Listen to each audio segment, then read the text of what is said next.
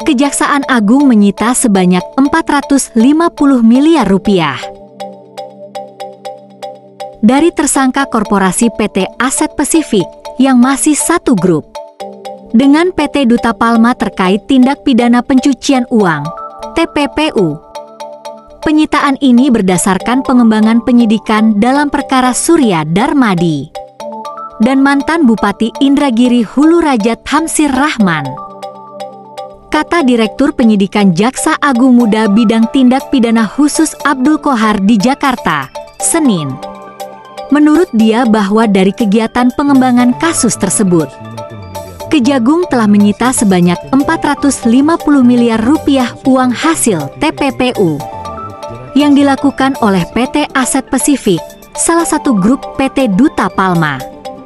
Ia menjelaskan, selain PT Aset Pasifik, terdapat 5 perusahaan lain yang ditetapkan sebagai tersangka atas kasus TPPU dan tindak pidana korupsi. Kelima perusahaannya yaitu PT Palma I, PT Panca Agro Lestari, PT Sebrida Subur, PT Banyu Bening Utama, dan PT Kencana Amal Tani.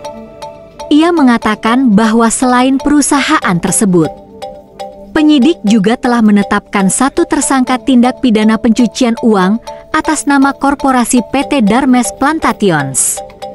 Tim penyidik perkara tindak pidana korupsi dalam kegiatan usaha perkebunan kelapa sawit telah menyita uang sejumlah 450 miliar rupiah dari tersangka korporasi PT Aset Pasifik yang masih satu grup dengan Duta Palma, tuturnya.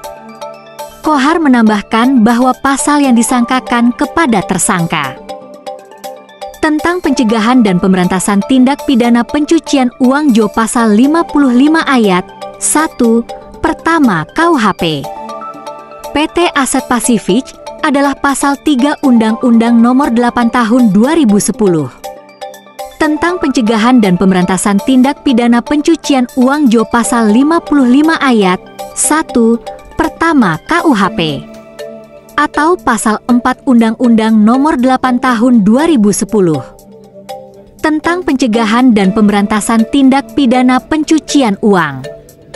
Pasal 55 Ayat 1 Pertama KUHP atau Pasal 5 Undang-Undang Nomor 8 Tahun 2010.